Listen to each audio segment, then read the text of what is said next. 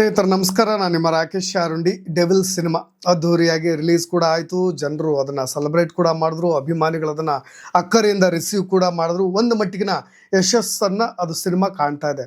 ಆದರೆ ಎಲ್ಲ ಒಂದು ಕಡೆ ನೋಡಿ, ರಿಲೀಸ್ ಆದ ಕೆಲವೇ ಗಂಟೆಗಳಲ್ಲಿ ಯಾವುದಾದ್ರೂ ಒಂದು ಸಿನಿಮಾ ಪೈರಸಿ ಆಗುತ್ತೆ ಅಂದರೆ ಅದು ಹೆಚ್ಚಿನದಾಗಿ ನಮ್ಮ ಕನ್ನಡ ಸಿನಿಮಾಗಳು. ಅದು ಯಾವ ದುರ್ದೈವವೋ ದೌರ್ಭಾಗ್ಯವೋ ಗೊತ್ತಾಗ್ತಾ ಇಲ್ಲ. ಬಟ್ ನಮ್ಮ ಕನ್ನಡಿಗರು ಬೇರೆ ವಿಚಾರದಲ್ಲಿ ಮಾತ್ರ ಭಾಳ ಸುಲಭವಾಗಿ ಮಾತನಾಡ್ಬಿಡ್ತಾರೆ. ಕನ್ನಡಿಗರು ಒಳ್ಳೆ ಸಿನಿಮಾ ಮಾಡೋದಿಲ್ಲ, ಕನ್ನಡಿಗರಿಗೆ ಅವಕಾಶಗಳು ಸಿಗ್ತಾ ಇಲ್ಲ, ಕನ್ನಡ ನಟರುಗಳು ಈಗಾಗಲೇ ಬೇರೆ ಭಾಷೆಗಳಲ್ಲಿ ಸಿನಿಮಾ ಮಾಡ್ತಾ ಇದ್ದಾರೆ, ಕನ್ನಡ ಕಲಾವಿದರು ಸರಿಯಾಗಿ ಬಳಸ್ಕೊಳ್ತಾ ಇಲ್ಲ ನಿರ್ಮಾಪಕರು ನಿರ್ದೇಶಕರು ಅಂತ. ನಾವು ಕನ್ನಡ ಸಿನಿಮಾ ರಂಗದಲ್ಲಿ ಯಾರಾದರೂ ಒಬ್ಬ ನಟ ಇದ್ದರೆ ಕನ್ನಡ ಸಿನಿಮಾ ಕಲಾವಿದರಿಗೆ ಅವಕಾಶ ಕೊಡೋದು, ಕನ್ನಡ ಚಿತ್ರರಂಗದ ಟೆಕ್ನಿಷಿಯನ್ಸ್ಗಳಿಗೆ ಅವಕಾಶವನ್ನು ಕೊಡೋದು, ಕೇವಲ ಕನ್ನಡ ಸಿನಿಮಾಗೆ ಮಾತ್ರ ಸೀಮಿತವಾಗಿ ಕರ್ನಾಟಕಕ್ಕೆ ಮಾತ್ರ ದುಡಿತಾ ಇರ್ತಕ್ಕಂಥ ನಟ ಅಂತ ಹೇಳಿದ್ರೆ ಅದು ದರ್ಶನ್. ಆ ಒಂದು ವಿಷಯದಲ್ಲಿ ಮಾತ್ರ ದರ್ಶನ್ ಅವ್ರನ್ನ ನಾವು ಮೇಲಿಟ್ಟೆ ಮಾತನಾಡಬೇಕಾಗತ್ತೆ. ನೋಡಿ, ಒಂದು ಬಸ್ನಲ್ಲಿ ಇದೇ ಡೆವಿಲ್ ಸಿನಿಮಾ ಪೈರಸಿ ಆಗ್ತಾ ಇರ್ತಕ್ಕಂಥದ್ದು. ರಾಜಾರೋಷವಾಗಿ ಒಂದು ಬಸ್ನಲ್ಲಿ ಸಿನಿಮಾವನ್ನು ಹಾಕ್ಕೊಂಡು ಆ ಬಸ್ನಲ್ಲಿ ಟ್ರಾವೆಲ್ ಮಾಡೋ ಎಲ್ಲರಿಗೂ ಕೂಡ ಡೆವಿಲ್ ಸಿನಿಮಾವನ್ನು ತೋರಿಸ್ಲಿಕ್ಕೆ ಬಸ್ ಮಾಲೀಕ ಮುಂದಾಗಬಿಟ್ಟಿದ್ದ. ಬಸ್ ಮಾಲೀಕ ಅಂದರೆ ಆತನೇ ಜವಾಬ್ದಾರಿ ಆಗ್ತಾನೆ. ಅಲ್ಲಿನ ಕಂಡಕ್ಟರ್ ಮತ್ತು ಡ್ರೈವರ್. ಒಂದು ಸಿನಿಮಾ ರಿಲೀಸ್ ಆಗಿ 4-5 ದಿನಗಳಾಗಿದೆ ಅಷ್ಟೇ. ನಿಮಗೆ 11ನೇ ತಾರೀಕು ಸಿನಿಮಾ ರಿಲೀಸ್ ಆಗಿರೋದು. ರಿಲೀಸ್ ಆದ ಕೆಲವೇ ಗಂಟೆಗಳಲ್ಲೂ ಕೂಡ ಪೈರಸಿ ಆಗಿದೆ ಅನ್ನೋ ಮಾತುಗಳು, ಸುದ್ದಿಗಳು ಎಲ್ಲ ಕಡೆ ಹರಿದಾಡ್ದು. ಅದು ನಿಜ ಅನ್ನುವಂತೆ ಇದೀಗ ಬಸ್ನಲ್ಲಿ ಸಿನಿಮಾವನ್ನು ಹಾಕ್ಕೊಂಡು ಪ್ರೇಕ್ಷಕರಿಗೆ ಸಿನಿಮಾವನ್ನು ತೋರಿಸ್ಲಿಕ್ಕೆ ಒಬ್ಬ ಬಸ್ನ ಕಂಡಕ್ಟರ್ ಮತ್ತು ಡ್ರೈವರ್ ಸಿದ್ಧರಾಗಿಬಿಟ್ಟಿದ್ರು. ದಿಢೀರ್ ಈ ವಿಷಯ ನೋಡಿ, ಅಭಿಮಾನಿಗಳು ಯಾವ ಮಟ್ಟಕ್ಕಿದ್ದಾರೆ ಅಂದರೆ ಎದ್ನೋ ಬಿದ್ನೋ ಅನ್ನೋಂಗೆ ಹೊಡಿ ಬಸ್ನ ಮಾಲೀಕ ಬಂದು ಕ್ಷಮೆ ಕೂಡ ಕೇಳಿದ್ದಾರೆ. ಅದು ಈಗಾಗಲೇ ಪೊಲೀಸ್ ಸ್ಟೇಷನಲ್ಲಿ ಕಂಪ್ಲೇಂಟ್ ಕೂಡ ಆಗಿದೆ, ದೂರು ಕೂಡ ಆಗಿದೆ. ಇನ್ನು ಮುಂದೆ ಯಾರಾದರೂ ಪೈರಸಿ ಮಾಡಿದ್ರೆ ಅವ್ರನ್ನ ಕಟ್ಟು ಹಾಕುವಲ್ಲಿ ನಮಗೆ ಟೆಕ್ನಾಲಜಿ ಯಾವ ಮಟ್ಟಕ್ಕೆ ಇಂಪ್ರೂವ್ ಆಗಿಬಿಟ್ಟಿದೆ ಅಂದರೆ ನಿಮಗೆ ಆ VPN ID-ನ ಟ್ರ್ಯಾಕ್ ಮಾಡೋದು ಕಷ್ಟ. ಇದ್ರ ಹಿಂದೆ ನಾವು ನಿರ್ದೇಶಕ ಪ್ರೇಮ್ ಕೂಡ ಸೋತಿದ್ದನ್ನು ನೀವು ಗಮನಿಸಿದ್ದೀರಿ.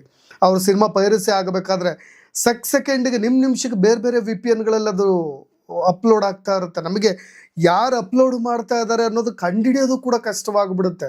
ಹಾಗಾಗಿ ಸಿನಿಮಾ ಭಾಳ ಜನರಿಗೆ ಬೇಗ ಸಿಕ್ಬಿಡುತ್ತೆ. ನಿಮಗೆ ಕ್ಯಾಸ್ಟಲ್ ಇರ್ಬೋದು, ಯಾವುದೋ ಈ ತಮಿಳ್ ರಾಕರ್ಸ್ ಅನ್ನೋ ವೆಬ್ಸೈಟ್ಗಳಿರ್ಬೋದು, ಆ ಥರದ ಅನೇಕ ವೆಬ್ಸೈಟ್ಗಳಲ್ಲಿ, ಟೆಲಿಗ್ರಾಮ್ಗಳಲ್ಲಿ ಸಿನಿಮಾ ರಿಲೀಸ್ ಆಗ್ತಾ ಇರುತ್ತೆ. ಆದರೆ ಅಭಿಮಾನಿಗಳು ಸೆಟದ್ ನಿಂತರೆ, ಅಭಿಮಾನಿಗಳು ಡಿಸೈಡ್ ಮಾಡಿಬಿಟ್ರೆ ನಮ್ಮ ನಟನ ಸಿನಿಮಾವನ್ನು ಗೆಲ್ಲಿಸ್ಕೋಬೇಕು, ನಮ್ಮ ನಟನ ಸಿನಿಮಾ ಎಲ್ಲೂ ಕೂಡ ಪೈರಸಿ ಆಗಬಾರ್ದು, ಸಕ್ಸಸ್ ಆಗಬೇಕು ಅಂತ ಡಿಸೈಡ್ ಮಾಡಿಬಿಟ್ರೆ ನೋಡಿ ಈ ರೀತಿಯಾದಂಥ ಘಟನೆ ನಡೆದು ಬಿಡುತ್ತೆ. ರಾತ್ರೋರಾತ್ರಿ ಅವರು ನಿದ್ದೆಯನ್ನು ಬಿಟ್ಟು ಆ ಬಸ್ಸನ್ನು ಟ್ರ್ಯಾಕ್ ಮಾಡಿ ಅಲ್ಲಿ ಎಲ್ಲಿ ಅವನು, ಯಾವ ಊರು, ಆ ಮಾಲೀಕ ಯಾರು, ರಾತ್ರೋರಾತ್ರಿ ಪೊಲೀಸ್ ಸ್ಟೇಷನ್ಗೆ ಕಂಪ್ಲೇಂಟ್ ಕೊಡ್ತಾರೆ. ಬೆಳಗ್ಗೆ ಅನ್ನೋದ್ರೊಳಗೆ ಆ ಒಂದು ಬಸ್ನ ಮಾಲೀಕ ಬಂದು ಸಾರಿ ಕೇಳ್ತಾರೆ. ನೋಡಿ ಎಲ್ಲಾಗಿದ್ದು ಏನು ಈ ವಿಷಯವಾಗಿ ನಾನು ಕಂಪ್ಲೀಟ್ ಆಗಿ ಡೀಟೇಲ್ಸ್ನ ಕೊಡ್ತೀನಿ. ಯಾಕೆ ದರ್ಶನ್ ಅಭಿಮಾನಿಗಳನ್ನು ನಾವು ಪ್ರಶಂಸೆ ಮಾಡಬೇಕು ಅನ್ನೋ ವಿಷಯ ಅಂದರೆ ಇದೆ. ಕೆಲವೊಬ್ಬರು ಅವ್ರನ್ನ ಯಾವ್ಯಾವುದೋ ರೀತಿಯಾಗಿ ಅವಿದ್ಯಾವಂತರು, ಅವರು ಟ್ರೋಲ್ ಹೆಚ್ಚಾಗ್ತಾರೆ ಅನ್ನೋ ಮಟ್ಟಿಗೆ, ಜೊತೆಗೆ ಅವ್ರಿಗೆ ಜ್ಞಾನಗಳಿಲ್ಲ ಹಾಗೆ ಹೀಗೆ ಅಂತ ಏನು ಬಾಯಿಗೆ ಬಂದಾಗ ಅವ್ರನ್ನ ಸಪ್ರೇಟ್ ಒಂದು ವರ್ಗಕ್ಕೆ ಸೇರಿಸ್ಬಿಡ್ತಾರೆ. ಆದರೆ ನೋಡಿ, ಒಬ್ಬ ನಟನನ್ನು ಮೆಚ್ಕೊಂಡಾಗ ಹಚ್ಕೊಂಡಾಗ ಕನ್ನಡ ಇಂಡಸ್ಟ್ರಿ, ಕನ್ನಡ ಸಿನಿಮಾಗಳನ್ನು ಉಳಿಸ್ಲಿಕ್ಕೆ ಯಾವ ರೀತಿಯಾಗೂ ಕೂಡ ಅವರು ತಮ್ಮ ಸೇವೆಯನ್ನು ತೋರಿಸಬಲ್ಲರು ಅಂತ ಅನೇಕರು ನಮ್ಮ ಕನ್ನಡ ಸಿನಿಮಾಗಳನ್ನು ಬೇರೆ ಪಟ್ಟಿಗೆ ಸೇರಿಸ್ಬಿಟ್ಟಿದ್ದೀರಿ. ಇತ್ತೀಚೆಗೆ OTT ಅವರು ಕೂಡ ತಗೊಳ್ಳೋಕ್ಕೂ ಕನ್ನಡ ಸಿನಿಮಾಗಳನ್ನು ಕೂಡ ಅವ್ರು ಮೂಸ್ತಾ ಇಲ್ಲ ಅನ್ನೋದು ನೀವು ಯಾದ್ಯಂತ ದೊಡ್ಡ ದೊಡ್ಡ ನಿರ್ದೇಶಕರು, ನಿರ್ಮಾಪಕರು ಬಂದು ವೇದಿಕೆಗಳಲ್ಲಿ, ಮಾಧ್ಯಮಗಳಲ್ಲಿ ತಮ್ಮ ನೋವನ್ನು ಹಂಚಿಕೊಳ್ತಾರೆ. ಹಾಗಾಗಿ ದರ್ಶನ್ ಸಿನಿಮಾ, ದರ್ಶನ್ ಅಭಿಮಾನಿಗಳು ಈ ವಿಷಯವಾಗಿ ಮಾತ್ರ ನಾವು ಯಾವಾಗಲೂ ಕೂಡ ಅವ್ರನ್ನ ಪ್ರಶಂಸೆ ಮಾಡಬೇಕು. ನೋಡಿ, ದೂರು ದಾಖಲಾಗಿದ್ದು ಪೊಲೀಸ್ ವರಿಷ್ಠಾಧಿಕಾರಿಗೆ, ನಗರ ಪೊಲೀಸ್ ಠಾಣೆ ತಿಪಟೂರು. ಮಾನ್ಯರೇ, ದಿ ಡೆವಿಲ್ ಸಿನಿಮಾವು ಪೈರಸಿ ಆಗಿರುವ ಬಗ್ಗೆ ಮೇಲ್ಕಂಡ ವಿಷಯಕ್ಕೆ ಸಂಬಂಧಪಟ್ಟ ಹಾಗೆ ದಿನಾಂಕ 11/12/2025 ಡೆವಿಲ್ ಸಿನಿಮಾ ರಿಲೀಸ್ ಆಯಿತು. ನಿಮ್ಗೆ ಡಿಸ್ಪ್ಲೇ ಮೇಲೆ ಕಂಪ್ಲೇಂಟ್ ಕಾಪಿ ಬರ್ತಾ ಇದೆ.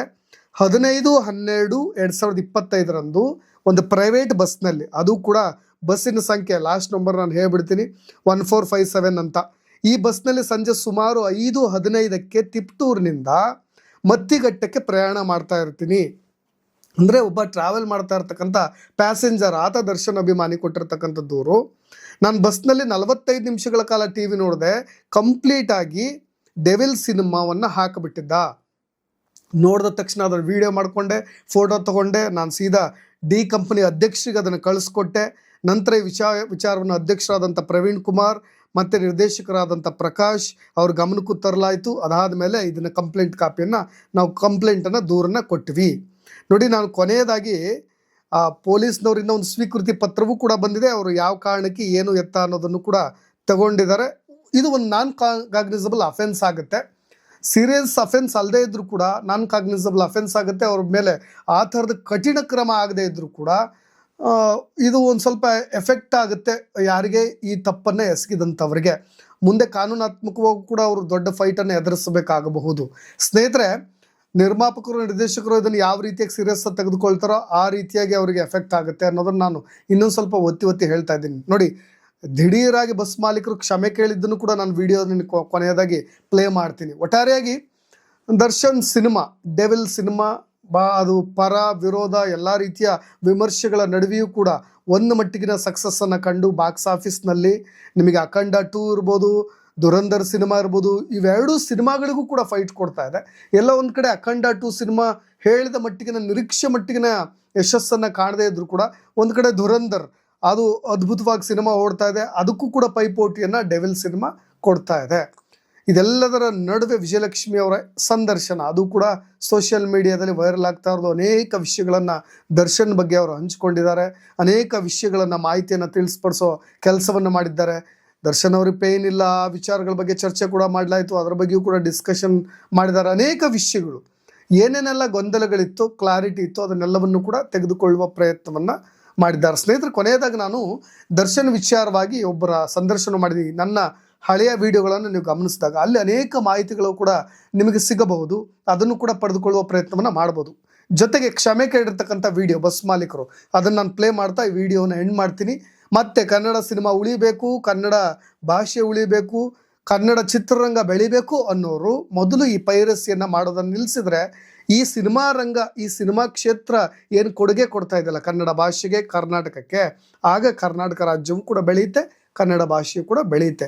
ಆ ನಿಟ್ಟಿನಲ್ಲಿ ಯೋಚನೆ ಮಾಡಿದಾಗ ಮಾತ್ರ ಸಿನಿಮಾಗಳು ಕೂಡ ಉಳಿತವೆ ಅಂತ ನನ್ನ ಒಂದು ಅಭಿಪ್ರಾಯ. ಇದಕ್ಕೆ ಸಂಬಂಧಪಟ್ಟಾಗ ನಿಮ್ಮ ಕಮೆಂಟ್ಸ್ ಕೂಡ ಇಂಪಾರ್ಟೆಂಟ್ ಆಗುತ್ತೆ, ಅದನ್ನು ಕೂಡ ತಿಳಿಸ್ಬೋದು ಅಂತ ಹೇಳ್ತಾ ಧನ್ಯವಾದ. ನಿನ್ನೆ ಒಂದು ಘಟನೆ ಆಗಿದೆ. ಅದರಲ್ಲಿ ಡೆವಿಲ್ ಸಿನಿಮಾವನ್ನು ನಮ್ಮ ಬಸ್ಸಿನಲ್ಲಿ ಯಾರೋ ಕಿಡಿಗೇಡಿಗಳು ಹಾಕಿದ್ದಾರೆ. ಅದು ನಮ್ಮ ಗಮನಕ್ಕೆ ಬಂದಿಲ್ಲ. ನಿನ್ನೆ ಟಿಪ್ಟೂರಿಂದ ಶಿರಾಗ್ ಹೋಗೋ ಬಸ್ಸಲ್ಲಿ ಡೆವಿಲ್ ಮೂವಿ ಪೈರಸಿ ಮಾಡಿ ಹಾಕಿದ್ದಾರೆ. ನಮ್ಮ ಗಮನಕ್ಕೆ ಬಂದಿದೆ. ನಮ್ಮ ಗಮನಕ್ಕೆ ಬಂದ ಮೇಲೆ ಒಂದು ಕಂಪ್ಲೇಂಟ್ ರಿಜಿಸ್ಟರ್ ಮಾಡಿದ್ದೀವಿ. ಪೈರಸಿ ಮಾಡಿ ಎಲ್ಲೇ ಏನೇ ಮಾಡಿದ್ರು ತಗ್ಲಾಕೊಂಡ್ರೆ ಕಂಪ್ಲೇಂಟ್ ಆಗುತ್ತೆ. ಯಾರು ಪೈರಸಿ ಮಾಡಬೇಡ್ರಿ.